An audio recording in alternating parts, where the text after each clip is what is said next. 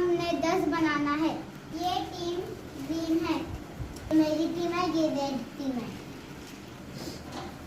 जो टीम ज्यादा से ज्यादा नंबर जोड़ेगी वो टीम जीतेगी। आप सब तैयार हैं गेम खेलने के लिए? तैयार।